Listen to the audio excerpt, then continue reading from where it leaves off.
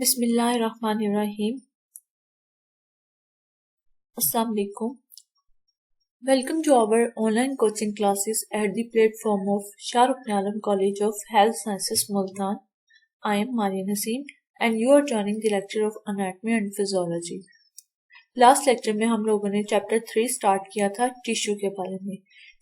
Previous lecture में हम लोगों ने इंट्रोडक्शन इसका देखा था। थोड़ा सा ब्रीफ रिव्यू कर लेते हैं कि टिश्यूज बेसिकली हमने देखा था कि टिश्यूज होते क्या हैं। टिश्यूज को हम लोगों ने डिफाइन किया था similar cells that can perform a particular function are called tissues, यानी कि एक जैसे सेल जो कि कोई खास काम अंजाम देते हैं, सर अंजाम देते हैं, उनको हमने टिश्यूज का नाम दे दिया था। टिश्यूज का बेसिक पर्पस क्या होता है, यानी कि उनका बुनियादी मकसद क्या होता है, हमारी बॉडी को सपोर्ट करना होता है। देन हमने पढ़ा था कि टिश्यूज जो है पूरी बॉडी में 4 किस्म के होते हैं, epithelial tissues, connective tissue, nervous tissues and muscles. Next muscular tissues. फिर इसके बाद हमने एपिथेलियल टिश्यू को थोड़ा सा देखा था। आज के लेक्चर में हमने कनेक्टिव टिश्यू को देखते हैं। कनेक्टिव टिश्यूज जैसे कि नाम से शो हो रहा है, नाम से जाहिर हो रहा है, कनेक्ट से निकला यानी कि जोड़ना, यानी कि हमारी बॉडी के ऐसे टिश्यूज जो कि हमारी बॉडी के मुख्तलिफ ऑर्गन्स को, मुख्तलिफ हिस्सों को एक दूसरे से जोड़ते हैं, उनको हम बोलते हैं कनेक्टिव टिश्यूज। इनको हम सपोर्टिव टिश्यूज भी कह सकते हैं। So we can say connective tissues are also called supportive tissues, यानी कि सहारा देने वाले टिश्यूज, क्योंकि ये एक ऑर्गन को दूसरे ऑर्गन से कनेक्ट कर रहे होते हैं, इसलिए इसको हम कनेक्टिव टिश्यू कहते हैं। They connect and support the other tissues of the body, ये जोड़ते हैं और सहारा देते हैं दूसरे टिश्यूज को जिस्म के। They are characterized by the presence of fewer cells but large amount of the matrix.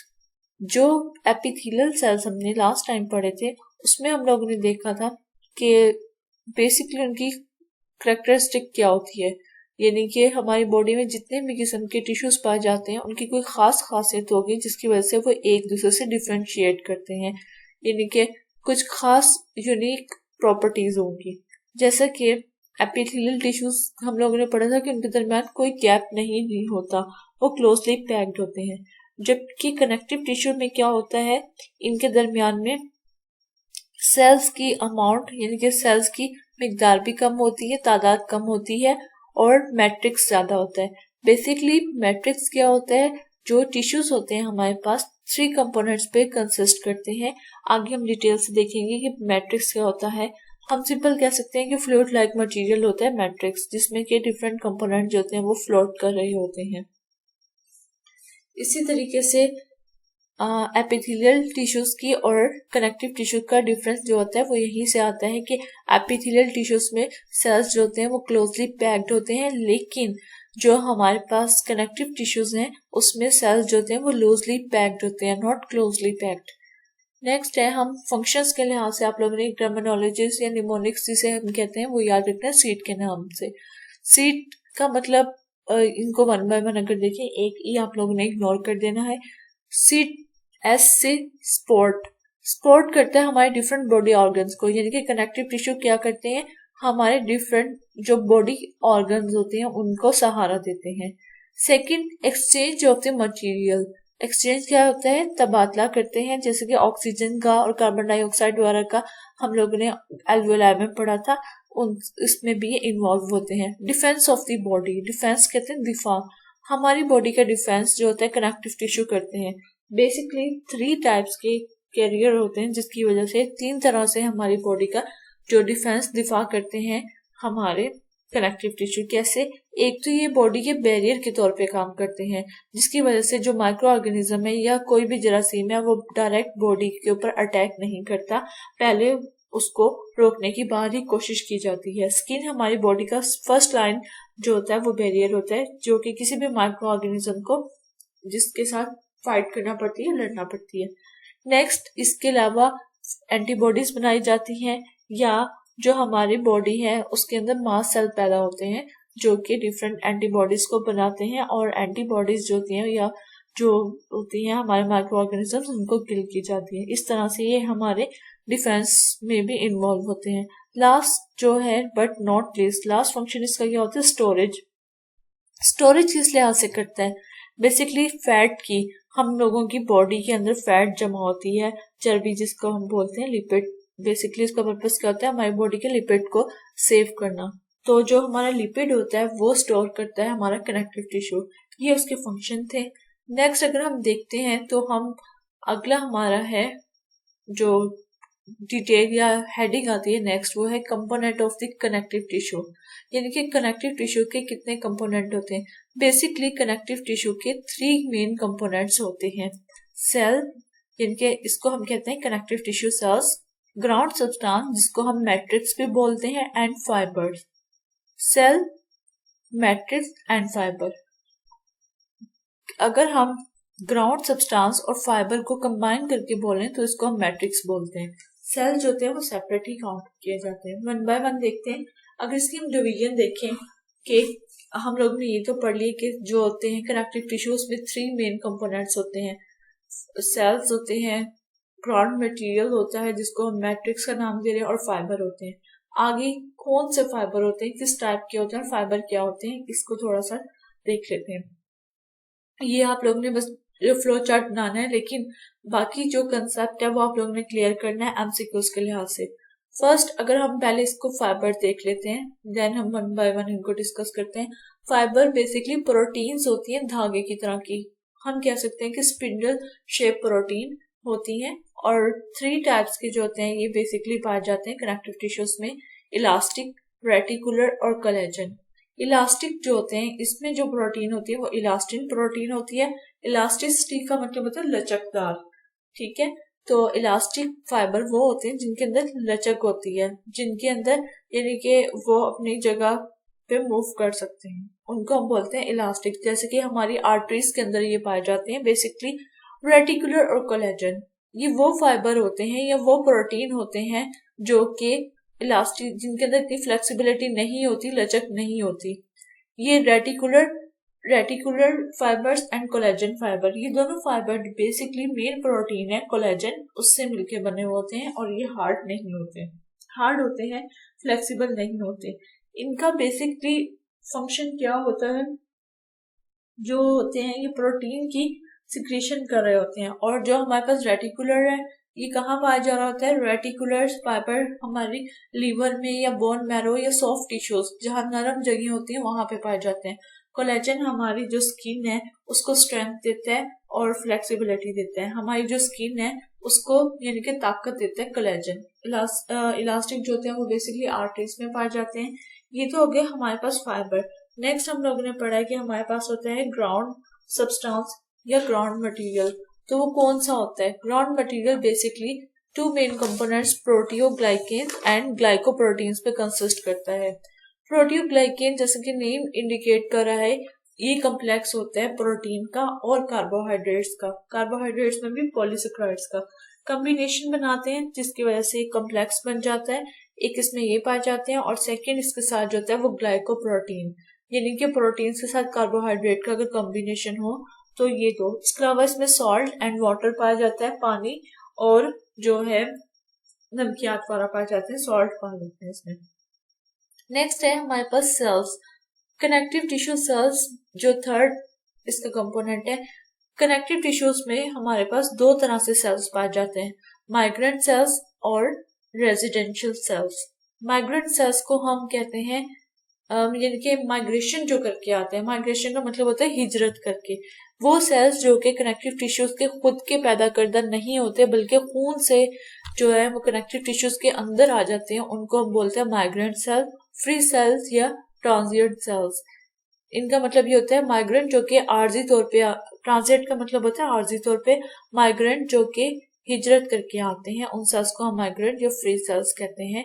Migrant connective tissue sales, इसमें कौन कौन से आते हैं हमारे पास, leucocyte, macrophages, plasma cells and mast cells, ये 4 आते हैं बेसिकली। ल्यूकोसाइट्स क्या होते हैं, व्हाइट ब्लड सेल्स होते हैं जो कि बाहर से आने वाले जरासीम से जिस्म के अंदर फाइट करते हैं, इन्फेक्शन को खत्म करते हैं और जो जर्म होते हैं उसको किल करते हैं और बॉडी को किसी भी डिजीज या हार्म से बचाते हैं। मैक्रोफेजेस क्या होते हैं, ये भी हमारे डिफेंस जो होते हैं मैकेनिज्म उनका हिस्सा होते हैं। इनको हिस्टियोसाइट्स भी कहा जाता है। दो तरह के होते हैं, active and inactive macrophages. Macrophages का बेसिक फंक्शन क्या होता है, ये भी जो होते हैं जरासीमों को जो कि हमारी बॉडी के अंदर एंटर होते हैं उनके साथ फाइट करते हैं और उनको किल करते हैं, लेकिन ये किल करने के बजाय उनको खा जाते हैं, इंगल्फ करते हैं। यानी कि माइक्रोफेजेस का बेसिक रोल जो है वो इंगल्फमेंट ऑफ बैक्टीरियाज में है। इंगल्फ का मतलब होता है निगल जाना, खा लेना। माइक्रोफेजेस जो होते हैं वो बैक्टीरियाज को या जरासीम को जो है इंगल्फ कर देते हैं, जिसकी वजह से हमारी बॉडी को फर्दर किसी हार्मफुल इफेक्ट से बचाते हैं, इसकी प्रोटेक्शन करते हैं। इस तरह से ये हमारी बॉडी के जो डिफेंस सिस्टम है उसका एक कंपोनेंट होते हैं। नेक्स्ट है हमारे पास प्लाज्मा सेल्स। प्लाज्मा सेल्स हमारे पास वो सेल्स होते हैं जो कि प्रोटीन्स जो कि एंटीबॉडीज बना रहे होते हैं। एंटीबॉडीज और एंटीजन का आप लोगों को पता होना चाहिए।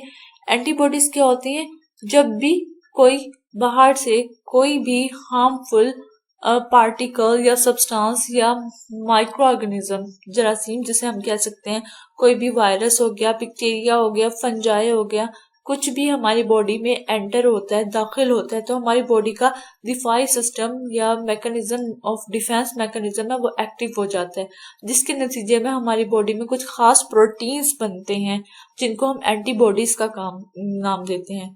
इनका मकसद क्या होता है कि जो जरासीम हमारी बॉडी के अंदर दाखिल हुआ है उसके साथ फाइट करना, लड़ना और उसको किल करना और बॉडी को उसके नुकसानदेह असरात से बचाना।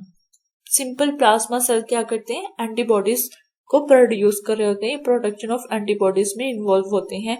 इसके अलावा एंटीजन जो होते हैं, बाहर से आने वाले जो भी हार्मफुल केमिकल्स होता है या माइक्रो ऑर्गेनिज्म होता है उसको हम एंटीजन का नाम देते हैं। मास्ट सेल क्या करते हैं, ये भी बहुत इंपॉर्टेंट होते हैं। सिंपल मास्ट सेल जो होते हैं डिफरेंट प्रोडक्शन कर रहे होते हैं, स्पेशली जो होते हैं हेपारिन की ये प्रोडक्शन करते हैं। और इसके अलावा ये भी हमारी बॉडी के डिफेंस मैकेनिज्म में इन्वॉल्व होते हैं by producing various mediators. Mediators क्या होते हैं, रिस्पॉन्स होते हैं, यानी कि किस टाइम कौन से सेल ने रिलीज होना और अपना काम शो करना है बॉडी को किसी भी हार्मफुल माइक्रो ऑर्गेनिज्म के इफेक्ट से बचाने के लिए। नेक्स्ट है रेजिडेंशियल सेल्स। रेजिडेंशियल का मतलब होता है रिहायशी सेल, अगर इसका उर्दू में हम तर्जमा करें, यानी कि वो सेल्स जो कि कनेक्टिव टिश्यूज के अंदर ही बनते हैं और उनके अंदर ही अपना वर्क परफॉर्म करते हैं, उनको हम कनेक्टिव टिश्यू सेल्स कहते हैं। रेजिडेंशियल सेल्स बेसिकली 3 टाइप्स के पाए जाते हैं, fibroblast, adipocytes and mesenchymal stem cells.